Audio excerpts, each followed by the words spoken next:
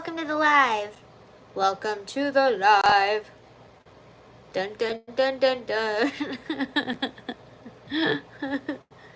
Hi, friends.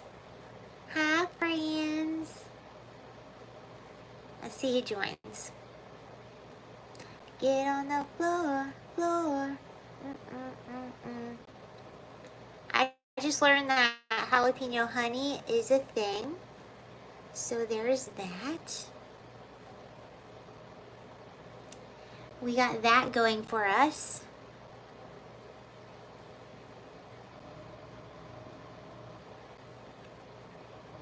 Winning. Hello, how are you? Hi. Oh, we got some peeps here. Hello, hello.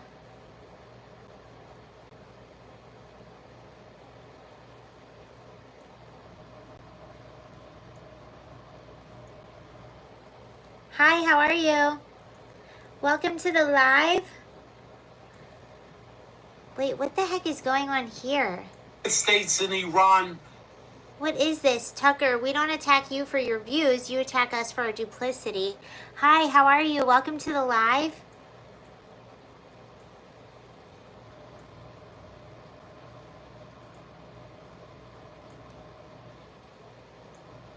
Oh, we got Tucker and Matt Walsh. A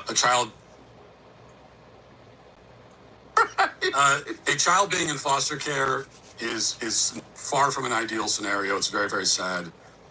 A child going to two gay parents, I think it's worse. I think it's easily worse, actually. Wow. It's just more disordered. It's more confusing for the child. Again, neither scenario is good. We don't like either thing, but I don't see going to gay parents as an improvement over the what they had before. Oh, wow. So do we know that it screws kids up, or we just sort of intuitively know it? I think we intuitively know, but also there's been plenty of studies done about the mental health effects of kids that grow up in these, single-sex, same-sex parent homes. There's been a lot of studies done about it, but honestly, you can look at the studies, people will fact check, and they're there. I don't need studies for this. It's the same thing with the trans topic, That was actually Matt Walsh on Tucker Carlson. He was on Tucker Carlson last night. And it was an interesting interview. Actually, I highly recommend watching that one. Whatever you feel about Matt Walsh or Tucker Carlson, I highly recommend watching that one. Oh, this is interesting, you guys. So this is happening in California right now. They're trying to ban a bill. Okay, so excuse me. This is Texas. There's two crazy things going on. There's craziness going on in California. There's craziness going on in Texas. So Texas is essentially passing a bill. Yeah, that's right. The state of Texas. They're essentially passing a bill to ban memes. Political memes. Texas State House passes a bill requiring digitally altered media used by candidates or campaign groups spending over $100 on political ads to be labeled as such, or you face 1 year in prison. Let's listen to the opposition. Here's the opposition. Let's go. Nothing ironic about it. Mr. Speaker. Ms. Luther, for what purpose? Does the gentleman yield for questions? Will the gentleman yield for questions? Certainly yield for questions. Yes, Gentleman yields. Thank you. And so this bill is a Class A misdemeanor? Yep. That is correct. So what are the consequences for this? Could you explain that to me? Well, you would have to, of course, would go to the district attorney's office, and the Class A misdemeanor is, let me see if I have the actual penalties in front of me. Excuse me. Yeah, it's up to a year in jail. Yes, ma'am. So up to a year in jail. Correct. I've been to jail. Yikes. For 3 days for working. Do you think that that's a fair punishment for someone creating an image or a meme? Exactly. Well, it's a very serious offense. Is that? Up to a year in jail, sir. Well, we could do a civil fine, correct? And as of right now, well, going into session, there's 750 cases totaling $3.6 million in uncollected fines. So fining someone $500 in a campaign that could be $5 million, $10 million, correct? A $500 fine is a cost of doing business in an election. But if someone were to commit an offense of this nature, it would certainly get their attention So and you're hopefully saying prevent them from doing it. you think a year in jail for making a cartoon You- that matches the offense? It will be probation. You What and do I you both guys know think? that. This No, will be I some don't. probation. It literally says in your because I personally have dealt with judges who take a personal vendetta against you and make you an example. I have actually lived that my whole life for working. For working, I got thrown jail. So I'm asking you, if someone creates a cartoon, they could go to jail for a year. That's So- what you're saying in your bill. Now, what I'm saying is, and by the way, your Yeah. circumstances and your confinement has nothing to do with this piece of legislation. No, I'm talking about if the punishment matches the offense. I feel like all of it is basically a cash cow. Yeah, I totally agree with you. I think that a lot of this, at the end of the day, they want you to they want you to pay these fines. And they go and they punish people that they know that will be scared into paying these fines. That's my theory. I can talk about that all day long, sir. And that's your prerogative. This is a deterrent in using fake or altered media to drastically change the outcome of an election. And I think that's a serious offense, and it should be taken serious. I'm not taking this lightly at all. So you don't think there's been political satire it's been a tradition in America for a long time. Exactly. Absolutely. And if it someone's will not- continue. It will continue. Right. So now that you have this bill, you're expecting that to completely stop. No. And then if you're in an No. area like Dallas, No. they'll say, we're going to put you in jail for, we have J6ers that are in jail for doing nothing. This has nothing to do with January 6th. I'm sure No, you... I am comparing the offense to the punishment. Okay, that's fine. Don't This call bill me lady. What are you applies to talking to? individuals Ew. Don't call me lady. who are What currently... are you calling lady? Political speech is Freak. currently being regulated by the state of Texas, either through statute or through rule of the Texas Ethics Commission. So theater persons- lady? Get out of here. Line 10 through 18 are already required to have disclosures. They have to have political ad paid for by.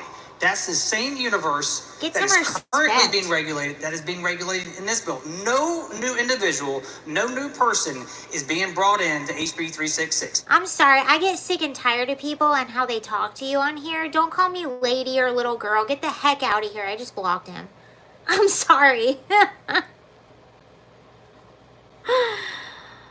Hi, Steven. How are you? Got a new phone and my YouTube was wiped clean. Thank God I found you again. Oh, Steven, I'm so glad you found me. Sorry you found me when I was being nasty to that person. People are so disrespectful. I get so tired of it. Get out of here. Don't talk to people like that online. Get out of here. That's what it's called, lady. You're on my live stream. Get the F out of here. Oh, I'm sorry, little girl. Get out of here.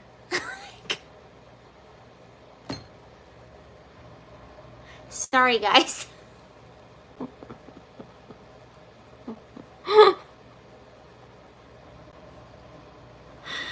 The part I have the most problem with is what happened to free speech. No, absolutely, absolutely.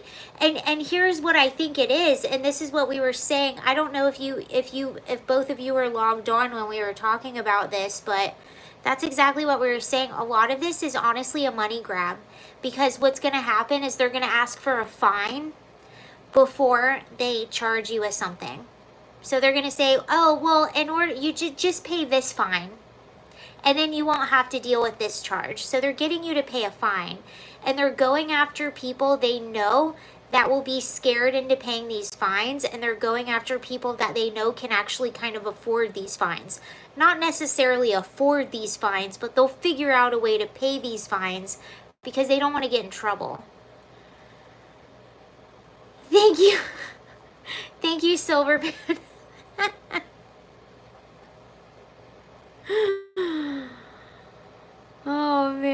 No, but no, you're absolutely right. It's against free speech, and they go after people that they know will be freaked out into figuring out how to pay these fines.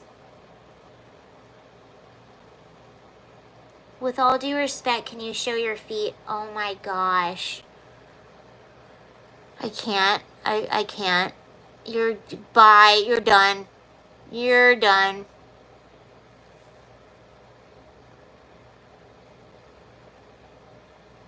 I'm exhausted. Like, I try so hard to be nice to people, and this is like, I'm exhausted.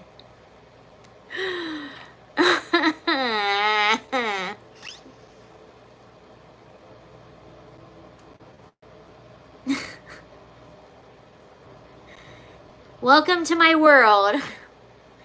His comment did help the algorithm, though. That's true. That is true. You gotta look at the silver lining. Okay, let's finish this clip. That I know that's the narrative out there on Twitter or social media. It is not accurate. This is the same universe that is being regulated currently that will be regulated under 366. All you have to do is disclose. No, it is, but it's gotten really bad recently. I don't know why. That you are lying to the public with your media. That video's been altered. It did not occur in reality, and that's all you have to do is disclose it, just like you disclose political ad paid for by. So the first night that I was in jail, everyone looking at me, they said, "Why are you here?" And I said, "I was working." And Yeah. Can you imagine someone going to jail for a year and they say, "What are you in here for?" And they say, "I drew a cartoon." Well, Yeah. it wouldn't apply to them unless they are currently also not following the law. I will not be voting for this bill. Thank you. And honestly, that guy, he looks like he sniffs his own butt crack. He does. He does.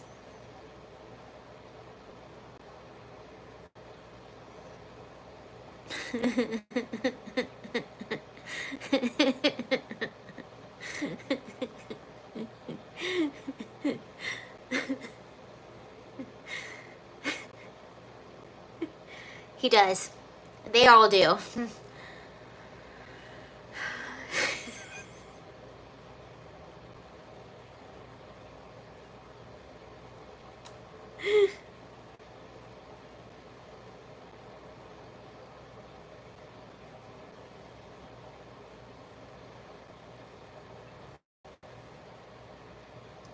Oh, we got some Tom Homan.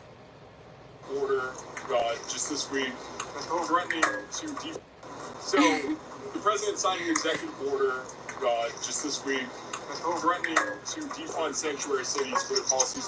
Why not just arrest the leaders who are harboring and shielding illegal aliens, actually terrorists? From Hi, deportation? Glenn. How are you? Oh, I'm so glad you're here. So the president signed an executive order just this Yay. week threatening. Are you doing well? How are you doing? Oh, wow. Okay, so you have parents in front of the White House that are telling stories. So, you know, I don't know if you guys saw, but they put a bunch of pictures in front of the White House. They were essentially putting pictures of illegal immigrants that were convicted of a lot of crimes. Mother of Marine and Border Patrol agent Javier Vega Jr. These are mothers that have had their children killed by illegal immigrants.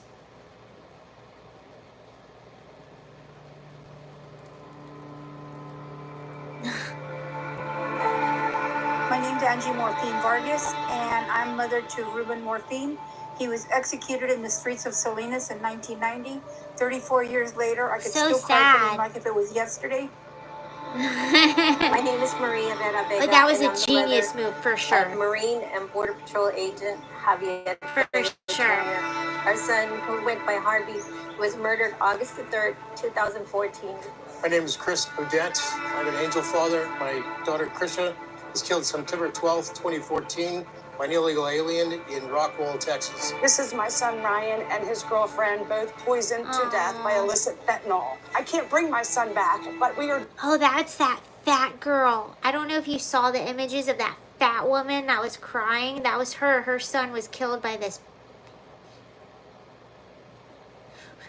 Let me See it again. Poisoned to death by illicit fentanyl. I can't bring my son back, but we are doing all of this to save the future Americans from being poisoned to death by fentanyl. My name is Agnes Giboney. This is my son, Ronald da Silva, who was murdered by a previously deported criminal illegal alien gang member. My name is Angel Mom Miriam Mendoza. This is my son, Sergeant Brandon Mendoza of the Mesa, Arizona Police Department, who was killed on May 12, 2014 by a repeat illegal criminal. Thank everybody in this administration for finally paying attention to criminals who harm Americans. Absolutely. We thank the Trump administration from the bottom of our hearts. Without them, there would be no justice for my daughter. We're finally getting some justice in this country for our children.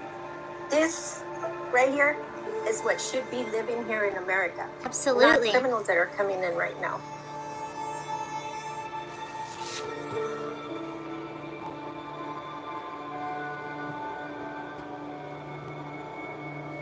Yeah.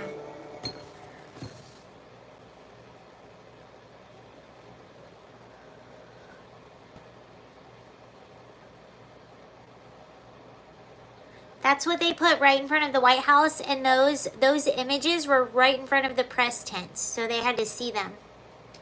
You're welcome. Here.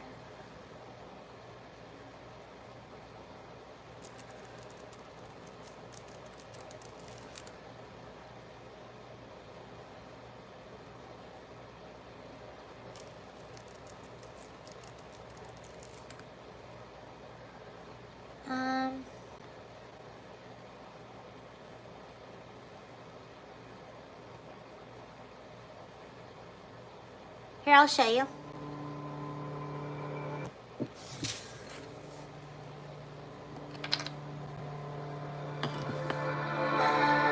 My name's Angie Morphine Vargas, and I'm mother to Ruben Morphine.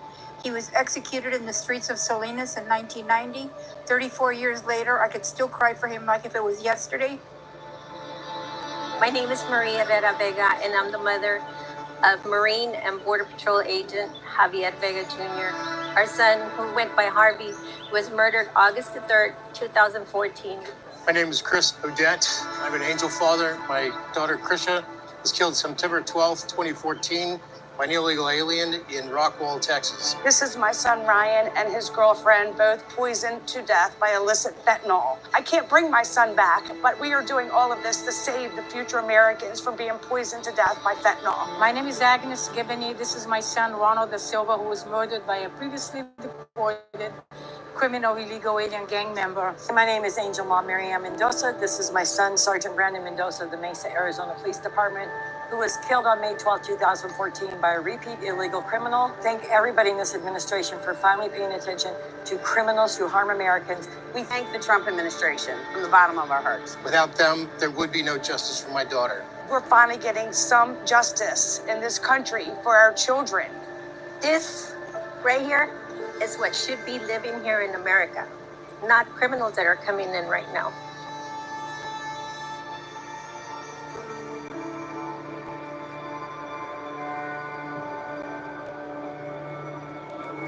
But that is what they put right in front of the White House. And what you couldn't see in those images is that right across the street, there's a little tiny street, or little tiny like paved street right in front of that walkway. And then right on the other side of that street, that's where all the press tents are. So that's where all the press hangs out. So you're right, they had no choice but to look at that. Although they'll still try to deny it. They'll still try to spin stories and narratives, but you know, at least it's going to be a lot more difficult for them when they're having to look at that. So this is Trump today. He was issuing the National Day of Prayer for the United States. So this is him earlier today at the White House. Well, thank you very much, Mr. President, for the formation of this commission, which I think is of extraordinary significance for our country. And thank you to so many of the top leaders of our country who are here, which show the priority you give to this very important theme. And with that, let us pray. Heavenly Father, Sovereign King, we bless you, we praise you, and we thank you for all your benefits to our country. We know that the rights we enjoy to life, to liberty, to the pursuit of happiness, are given not by government or popular consensus, but by you. We acknowledge, Lord, that since just law is grounded in moral law, and moral law in eternal law, we are indeed a nation under God. We praise you especially today for religious liberty, which has been reverenced from the very beginning of our republic as our first freedom. We ask that you might give us the grace to preserve it and strengthen it. O God, to whom every human power is subject, we beg you to bless our president as he exercises the prerogatives of his high office. May he strive always to please you in what he says and does, and may he govern under the direction of your providence. And may he, in his deliberations and decisions, always be particularly mindful of those who suffer and those who are most in need. Gracious Lord, look kindly, too, upon the people of our great nation, that we might be architects of justice and makers of peace, that we might indeed be prosperous and strong, but above all righteous and docile to your will. We make these prayers in the name of Jesus, whose resurrection from the dead we celebrate this Easter season, and who is Lord forever and ever. Amen. Amen. Yay!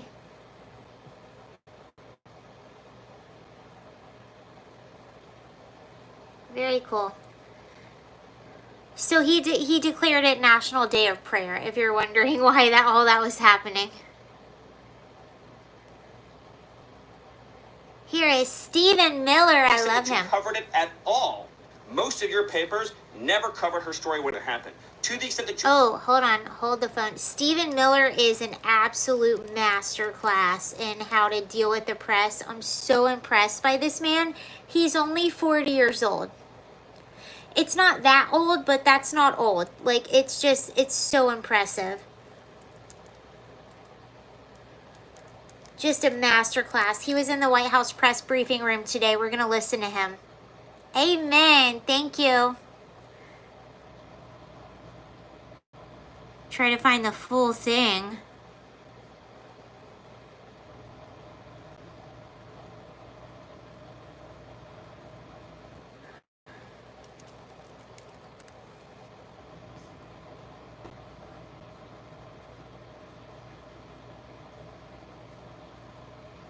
Here we go, full thing, full briefing. We got this. Good morning, everybody. We're capping off the first 100-day week with our morning briefing. How does everybody feel? Yay. You like the morning briefings? Okay, we do too. That's why we're doing them. It's good to see all of you. I brought a friend out here today who is happy to take your questions, but first, some remarks. At 11 o'clock, President Trump will participate in a National Day of Prayer event where he will invite Americans of all faiths across the country to join him in asking for God's continued blessings over our great country. During the event, the president will sign an executive order establishing a religious liberty I thought commission. He was fired too. Later today, President Trump will travel to the University of Alabama to deliver a commencement address to the graduating class of 2025. Last night, we saw yet again why President Trump is our deal maker in chief. We secured a historic agreement to establish the United States-Ukraine Reconstruction Investment Fund. This is a first of its kind economic partnership for the reconstruction and long-term economic success of Ukraine that the United States will greatly benefit from. This partnership represents the United States taking an economic stake in securing a free, peaceful, and sovereign future for Ukraine. This partnership establishes a fund that will receive 50% of royalties, license fees, and other similar payments from natural resource projects in Ukraine. He tricked me. President I thought Trump he was has leaving. been clear from the beginning. He wants the killing in this brutal war to end. This agreement shows how invested the president is in securing a truly lasting peace. To mark President Trump's triumphant first 100 days in office, we've detailed all week how President Trump has been hard at work delivering on the promises he made to the American people. And yesterday, the president once again showcased why he is the most transparent and accessible president in American history when he held his fourth open trust cabinet meeting. Every cabinet secretary went into great detail, explaining how their respective agencies are making life better for American families and businesses. And then the president allowed all of you to ask questions on anything you wanted afterwards. One of the main reasons President Trump won nearly 80 million votes, swept all 7 battleground states, and received a resounding mandate from the American public is because of the contrast he presented during the campaign and continues to this day. Everything President Trump's agenda is grounded in one thing: common sense. While the Democrat Party went off the deep end and doubled down on pure craziness, President Trump pledged to restore common sense back to the United States of America. In a little more than 3 months, that's exactly what he's done. He recognized that America is a sovereign nation that cannot survive if it does not protect its territorial borders. Caroline so he secured Leavitt. the border in record time. Caroline Leavitt might be the youngest press secretary, but she does a great job. I know, she's only 27 years old. She is so unbelievably impressive. Love her. And she never even has the binder. Ever. Ended the mass invasion of tens of millions of illegal aliens into our homeland. The president knows his top responsibility is ensuring the safety of the American people, which is why he's arresting violent illegal alien invaders in our communities who threaten our public safety.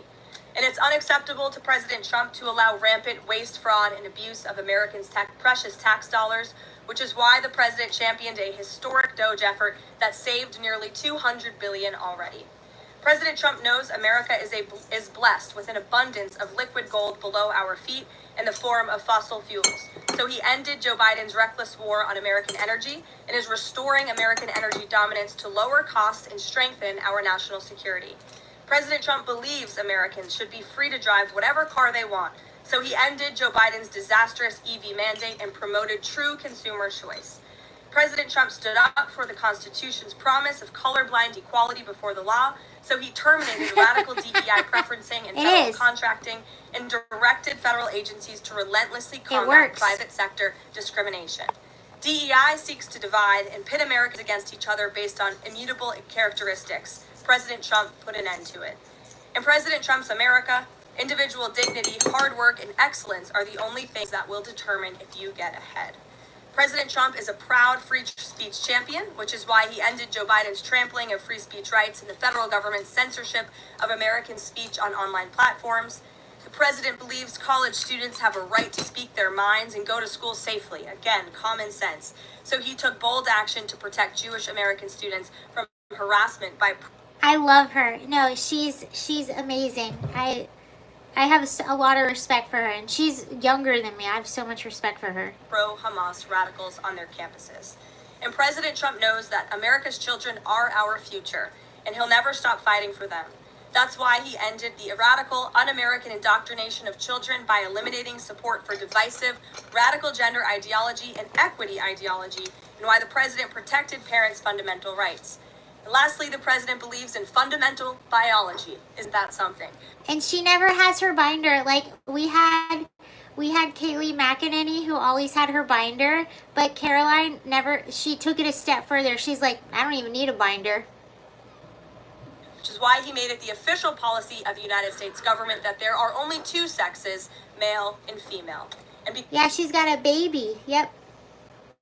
Because men and women are biologically different, President Trump ended the unfair, demeaning practice of forcing women to compete against men in sports and having their private spaces invaded. When President Trump promised a complete restoration of America in the revolution of common sense, he meant it. And over the next 100 days, get ready for historic trade deals, budget deals, and peace deals. For more on President Trump's common sense revolution, I will turn it over to our White House Deputy Chief of Staff for Policy, Stephen Miller. Okay, now it's about to get really good. Stephen Miller is awesome. It's gonna get good. Stephen, thanks for coming in today. Thank you, Caroline. Great to be up here with you, and great to see so many familiar faces I've had a chance to get to know over a number of years as we gather this morning to continue our celebration of President Trump's unprecedented and historic first 100 days in office, what are without doubt the greatest 100 days to begin any American presidency in the history of this nation. This week you've heard about the historic actions President Trump has taken to secure our homeland, to secure our sovereignty, to secure our economy. He is entertaining, and also he's a young guy too. He's only 40, which again, it's not that young, but it's young when you think about like how great he is. And our supply chains and our industrial Is our base. volume up? Today, you're also going to hear from me what President Trump has done to secure our values, our culture, and our way of life. Amazing. From the unwavering assault from the radical left and the communists and the Democrat Party. One of the most significant crises that President Trump inherited upon taking office was the wave of racial discrimination, so-called diversity, equity, and inclusion policies that have taken over both public sector and private sector entities all across the United States of America. Perhaps the most dramatic example of this is that our air traffic controllers were being hired and promoted based on race and gender, Oh wow, I didn't not know their that. ability to conduct our nation's air traffic. I would estimate that probably 90% of Americans would agree with the statement that airline safety should be based on your ability to keep safety job should be based on your ability to keep planes landing and taking off and flying safely, not on what demographic box you check.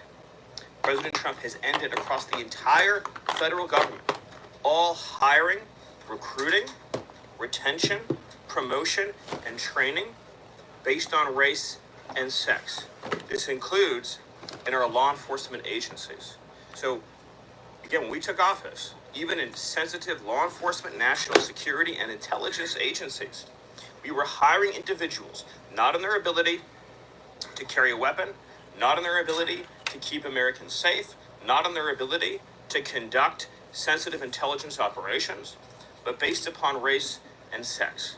And obviously, that is unacceptable. It's going to be merit-based across the whole federal government. But this wasn't just the federal government. This was the private sector, and this was also, of course, our entire university and education system. So President Trump's Department of Justice, working with other departments and agencies, have made clear that this administration is going to fully enforce Title VI, Title VII, and Title IX of our federal civil rights code. Discrimination based on race and sex is prohibited by law, and this administration will vigorously enforce that. And companies, small or large, that violate plain text of federal statutes will face appropriate financial and other penalties. This administration is not going to let our society devolve into communist woke DEI strangulation. We are going to have a system of merit, which is not just a social and cultural issue, it's an economic issue. When you hire, retain, and recruit based on merit, as President Trump has directed, you advance innovation, you advance growth, you advance investment, you advance job creation, you create the best and safest product for all Americans. When a citizen goes to, say, a hospital in a medical emergency, they don't care what race or sex their doctor or their nurse is, they want the best treatment they get in that emergency. When they're flying a plane or when they're on an aircraft, they want that pilot to be the best pilot, the safest pilot, not caring what that pilot's race or sex is. This applies across the whole government. In particular, looking at our university system. This administration has opened investigations into universities across the country for violating Supreme Court rulings. Universities across this country are in plain and direct violation of the Supreme Court's ruling that affirmative action, as in racial quotas and set-asides, are illegal. Students must be admitted to universities on a color-blind basis. But we have demonstrated through clear evidence that our university system, including our medical schools, and perhaps particularly our medical schools, are engaging in race-based discrimination, racial set-asides, racial quota schemes, and other efforts to evade the Supreme Court's ruling, and again, the plain text of federal statute. So universities are on notice, and universities are already facing the financial consequences of their non-compliance with federal law. The clearest example that we're all familiar with, of course, being Harvard, which is engaged in repeat, systemic, and sustained violations of federal civil rights law. Another area of civil rights law that we talk about a lot, of course, is Title IX. Thank you. Sex-based discrimination. This administration ended the Biden administration's policy and the Democrat Party's policy of allowing men into women's sports, men into women's spaces, We are using every single legal and financial tool we have at President Trump's direction to make it clear that schools and universities are and will lose federal funds, as you've seen in Maine, if you allow men to invade women's sports and women's spaces. And this applies to our whole K-12 system. The Department of Justice is also coordinating with state and local law enforcement to fight child abuse in our school systems. It is child abuse to change a child's gender, particularly if you do not inform the parents. In other words, if a 5-year-old or a 6-year-old goes to school, or a 7-year-old goes to school, and the teacher tries to turn the boy into a girl or the girl into a boy, Screw that is that. child abuse. And this administration is treating that as child abuse. And it is a gross violation of parental rights. This also includes the administration's message to our hospital systems that they cannot and will not be allowed to use taxpayer dollars to perform chemical castrations and sexual mutilations of children. Castration surgeries, castration drugs, sterilization treatments of children are barbaric. They violate all sound medical ethics. They are completely unwarranted. They harm children for life irreversibly. It is child torture. It is child abuse. It is medical malpractice. And so the Department of Health and Human Services, under the leadership of Bobby Kennedy, as well as the Department of Justice and other departments of this government, are making clear to our medical providers and our hospital systems that you cannot use taxpayer dollars to perform these barbaric procedures on America's I wouldn't children. want it flying a plane for me HHS either, has trust systematically me. eliminated all of the junk, fake science that was produced under the Biden administration, promoting sex changes on children, promoting the idea of sterilizing children. That's been cleaned out, that's been removed, and new guidance is being issued to doctors and hospitals advising them that they cannot perform these horrifying procedures, these irreversible procedures on our nation's children. We are also making clear in our prison system, male prisoners will not be allowed into women's prisons. The Biden administration promoted prison rape. This is actually, it doesn't get a lot of coverage, but this has been a huge problem in California. Are males who identify as females going into female prisons, and they're abusing the system. And you have female prisoners getting pregnant. I'm serious.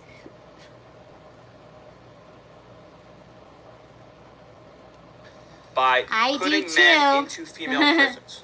That is obviously insane, cruel, and unacceptable. And even though the Democrat Party and Hakeem Jeffries and the Democrat media continue to fight to put men into women's prisons, this administration will not allow that. And will not allow men, as well, in our K-12 system, into women's private spaces and restrooms. We've seen horrifying example after example of young girls being sexually assaulted because school districts have allowed men into women's and girls' private spaces. This administration, President Trump, is at the forefront of protecting women and protecting girls. And nowhere is that clearer than when we are talking about fighting radical gender ideology. Absolutely. This administration is also fighting to get critical race theory out of our school districts. Children will be taught to love America. Children will be taught to be patriots. Children will be taught civic values for schools that want federal taxpayer funding. So as we close the Department of Education and we provide funding to states, we are going to make sure that these funds are not being used to promote communist ideology. For any nation to be successful, it cannot teach its children to hate themselves and to hate their country. So these are a few of the areas in which President Trump has fought the cancerous communist woke culture that was destroying this country, where we were led to believe that men were women, that women were men, that racial discrimination was good, that merit was bad, and that safety and physical security mattered less than the feelings of liberal ideologues. The president has also fought to return the Department of Justice to its core mission of protecting public safety and locking up violent criminals, instead of using the Department of Justice to target conservatives, to target Christians, to target people of faith.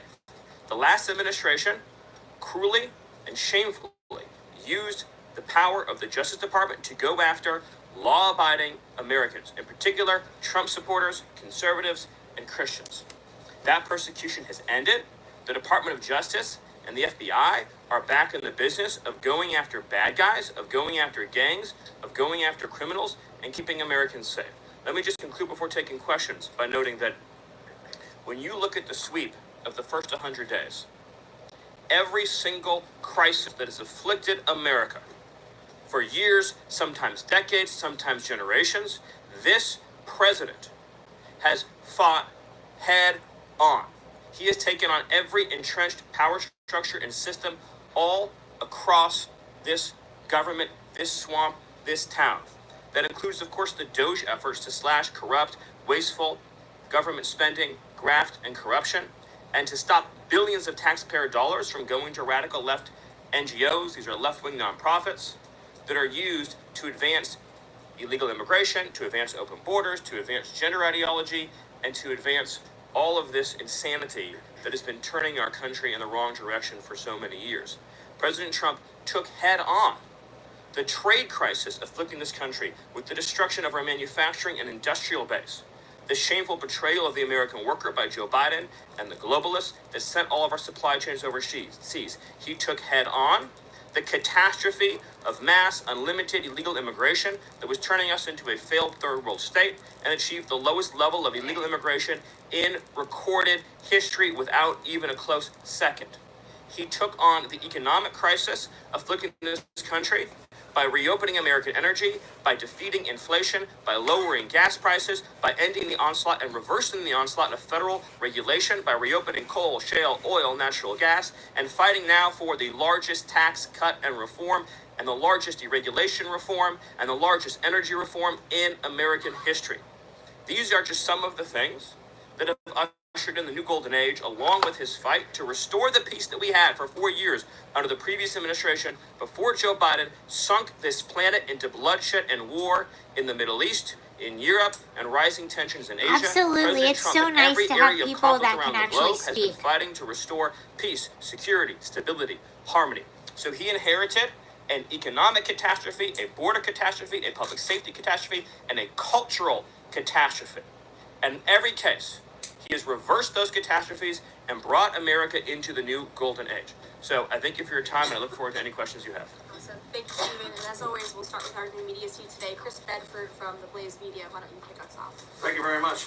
Stephen, what is the end goal of the China tariffs right now? Is the idea to open up the Chinese markets through a deal to a better market for exporting American goods to China, or is it a reconfiguration of global trade in a way that isolates China from free countries?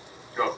So China is a unique situation. Obviously, the president has talked at length about what happened to us economically since China's entrance into the World Trade Organization, and the trillions and trillions of dollars of trade deficits that we've racked up with China over the period of that time, and what that's meant for our national security, what that's meant for economic security, what that's meant for our supply chains.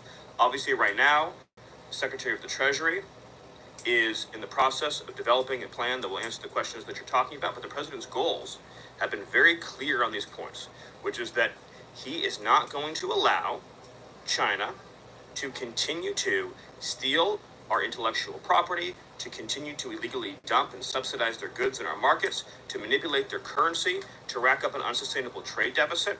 We need to have a trade relationship with China that does not do harm to our nation's economic and national security.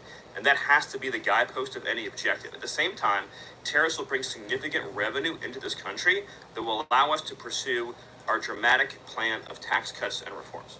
Awesome. Bloomberg, go ahead. Similar to that question, I'm curious, Kevin Hassett went on CNBC this morning, said that they were expecting some sort of news on tariffs by the end of the day. Is your insight into that? I don't want to get ahead of any announcement, but I'll just reiterate that right now, countries from all over the world, because of President Trump's leadership, are desperate and dying to make trade deals with the United States. We're going to evaluate each of those deals, and President Trump is personally involved in making sure that these negotiations serve only one interest, which is the interest of the United States of America. And we'll end up with a deal in these cases where, yes, the other countries obviously will have their own demands and their own interests, but nothing will go into effect that doesn't serve the interests of America and the American people. Thank you. Stephen, this morning GM is putting a dollar figure on how much the president's tariffs will impact the company. The CEO says tariffs will cost GM between $4 and $5 billion this year. The CEO of Ford says he can't commit to not raising prices because of tariffs. Is the administration open to doing more to give automakers relief? The question, unfortunately, misses the entire point, which is that U.S. automakers have announced dramatic investments and expansions inside the United States. American auto plants are growing, they are expanding, they're opening new facilities, they're expanding existing facilities that are already in operation, because it is now the case that for the first time in our lives, that American cars receive preference in America's markets. The U.S. auto industry used to control the entire world. I believe the number during the heyday was that 70% of all cars in the world were made in Michigan. And now, of course, we've become a tiny fraction of the global market.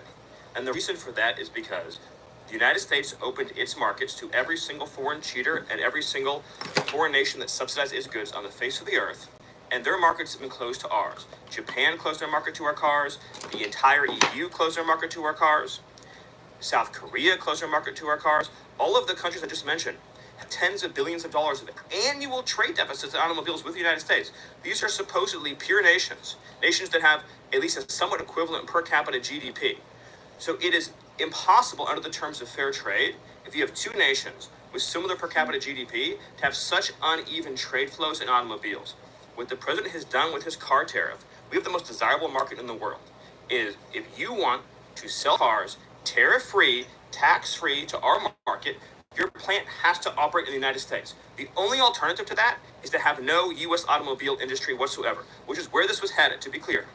If we stayed on this current path, within a few years, there would have been no U.S. automobile industry. And what little was left of it would have been in Mexico. Because U.S. auto companies have steadily been shifting their supply chains to Mexico, where they believe it is cheaper to make their products. In reality, it'll be cheaper to make them here because there'll be no tariff for anything made in the United States, and we'll have the cheapest energy and the best regulatory environment in the face of the earth. But in the meantime, while manufacturing ramps up, American consumers may pay more. Do you agree? Not on cars they won't, because again, there's now a massive economic incentive for automobile producers to expand production in the United States, and whatever they make here, there will be no tariff. We'll go to the back row. Thank you, Caroline. Today, the U.S. Chamber of Commerce released a letter to the Trump administration asking for small business tariff relief. They say that's necessary because in order to save small businesses and to stave off a recession. Stephen, is the administration considering small business tax tariff relief? The relief for small businesses is going to come in the form of the largest tax cut in American history. Yeah. A tax cut, by the way, that every single Democrat is planning to vote against. They're voting for a tax hike at every middle-class family of about $4,000. The president has made clear that there will be 100% expensing for investment in the United States. Companies that invest in the United States will be able to deduct 100% of that cost from their tax liability. This will be the most pro-small business tax bill in American history. And at the same time, this is what you have to understand about the plan, is as they're able to do that, as they're able to reshore those supply chains, that also means they'll pay no tariff. So you'll have the lowest tax environment and there'll be no tariff because their production and supply chains will be in the United States. No on tariff relief for small businesses in the short term? It's a yes on tax relief for small businesses. And again, you only pay the tariff for products that are made outside the United States. Yeah, thanks. So on the rare earth mineral deal that was signed last night, when can that deal be operationalized? What's the time frame? And what kind of leverage does that give Ukraine over Russia? I think the more important point about the Ukraine deal, and I would hopefully have an update for you soon on how quickly it can be operationalized, but we'll be moving at full speed, not only on that mineral deal, by the way, but on every mineral deal that this president has been unleashing. So we're opening up mines all across this country. We're also pursuing energy and mineral deals all over the world. Since the president issued his executive order also on deregulating coal, we've seen dramatic coal production increases already in the United States. So we're taking advantage of the trillions of dollars in coal wealth and mineral wealth that exists in the United States. We're a very mineral-rich country. But with respect to that deal, we'll move it and operationalize it as fast as we possibly can. But it's meant to pay back the United States, this is the key point, for the hundreds of billions of dollars that our taxpayers have spent subsidizing the war in Ukraine. So it is repayment to the United States. And that's one of the most important points to understand about it. What's the leverage? Does it give? What kind of leverage does it give? The president's goal, again, is to end the killing, to achieve a peace settlement. That remains, of course, the overriding objective. Thank you so much, Caroline. Thank you, Stephen. Thank you. This administration has I love stressed Steven. the need Isn't he for great? price transparency He's for great. things like healthcare bills and concert tickets. So why is it a political and hostile act for Amazon to display price transparency on consumer goods? Well, I think it's the wrong way of looking at it, which is why would, first of all, that proposal is gone now. But why would Amazon, of all the different things that go into a theoretical price input, right? For example, does Amazon list the cost of California's regulations on everything made in California? Anything you make in California, you have a massive price increase because of the healthcare regulations that are unworkable in that state, because of the labor regulations that are unworkable in that state, because of the subsidies that go to illegal aliens in that state, because of all the bureaucracy. So anything being produced in California has a massive built-in price hike. So why wouldn't Amazon have a list saying if you purchase it in California instead of in Alabama, this is the premium that you pay? That you pay. This was a clear attempt by whoever proposed it originally, I don't know, because Amazon says they were never going to do it, to try to undermine our trade negotiations with China.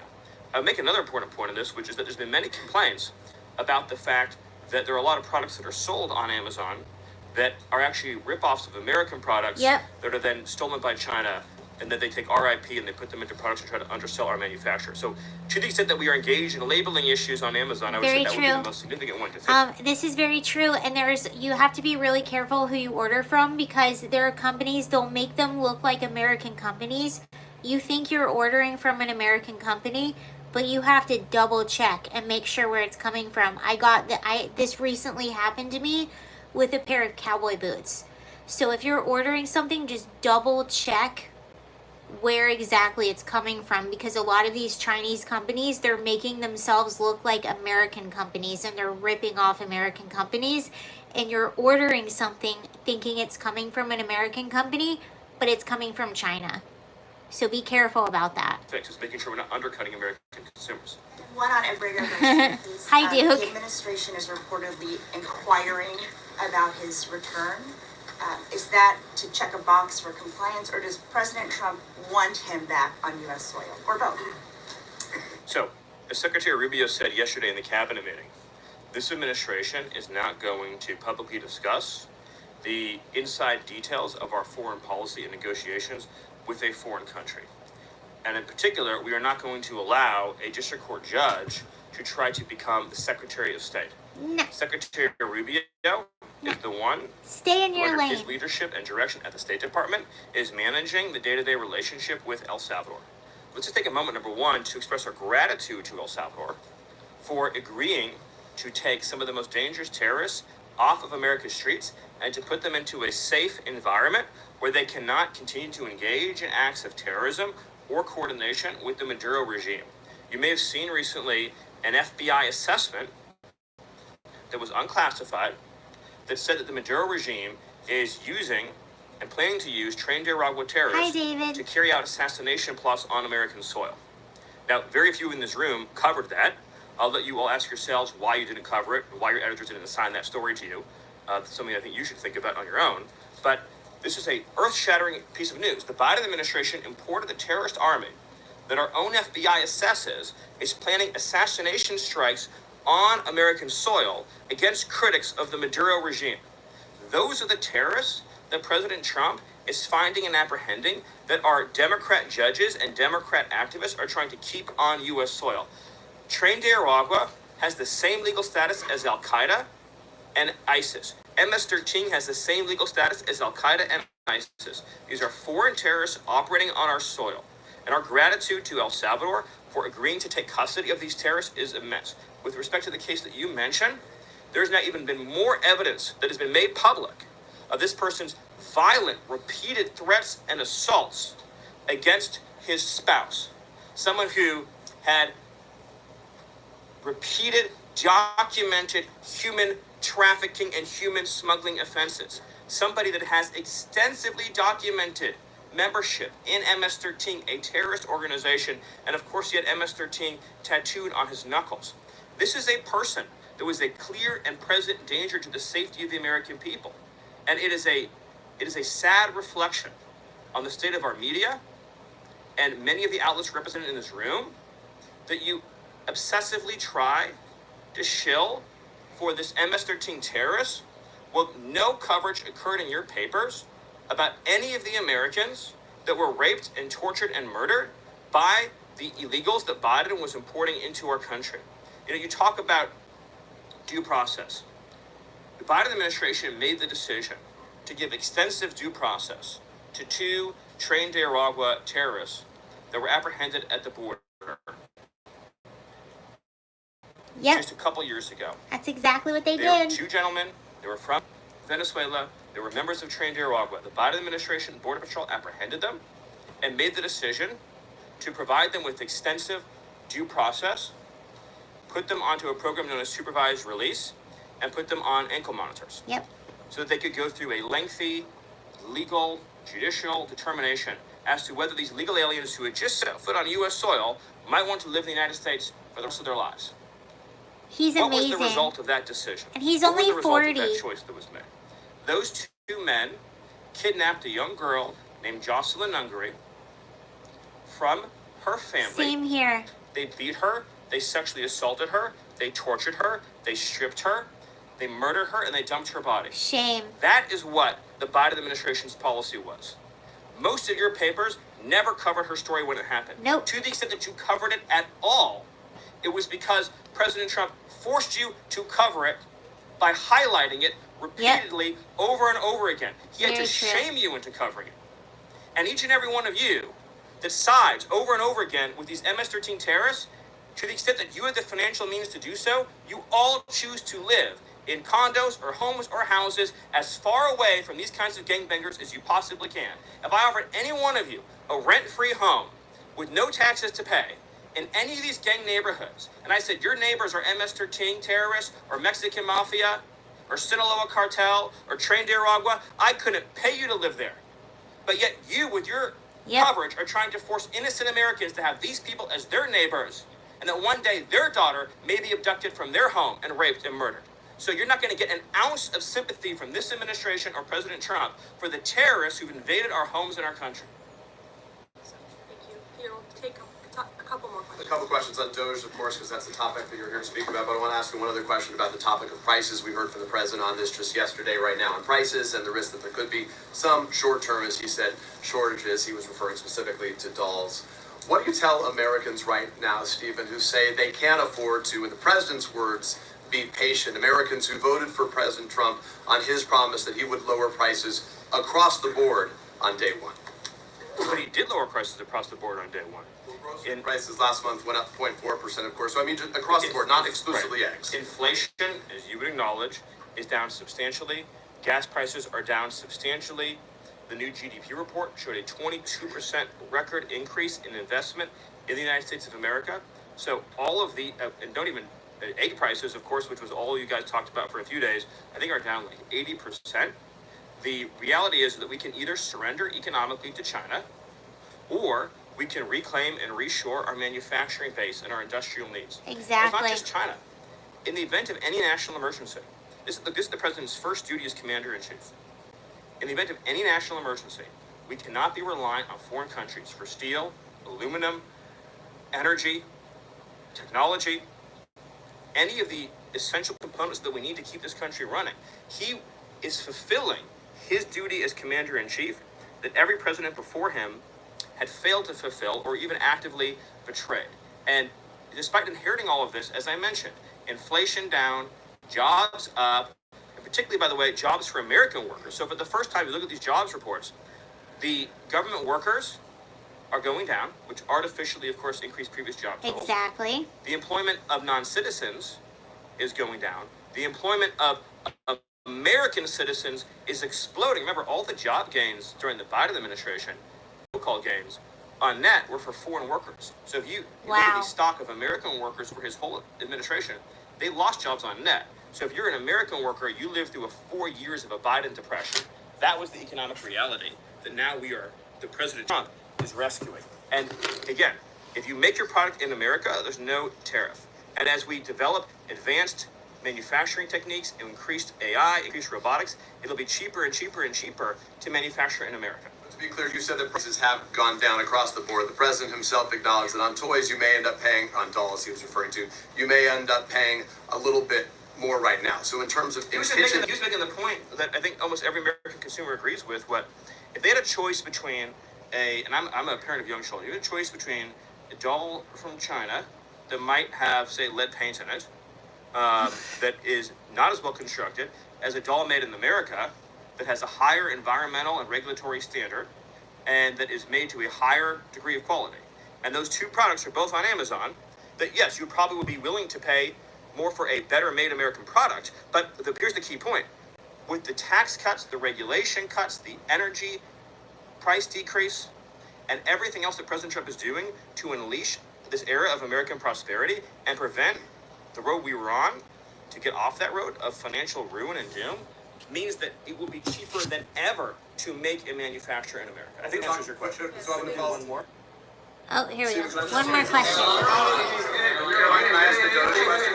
Can I ask about Doge? Peter, we just gave you 2 questions. Brian, go ahead. Last night, Kamala Harris delivered her first major speech after losing Yes, she did. the election. She attacked Trump personally, attacked the policies. Any comment on the White House on that? Well, I think it was a great reminder to the American people of just how blessed we all are that the leader sitting in the Oval Office today is President Donald Trump and not President Kamala Harris. It was a helpful reminder of just what a travesty and a tragedy that would have been. It would have been the end of America. And it gives me a chance to bring this whole thing home. If we continued on this road of radical regulation, choking off American energy, sending our supply chains to foreign countries, taxing our economy to death, pushing this cancerous woke ideology on our children, ending merit, ending scientific innovation, ending public safety, allowing, everyone goes to the stores these days, everything's locked up, criminals roam free. Very true. Law-abiding citizens under the previous administration were punished while gangbangers were given red carpet treatment.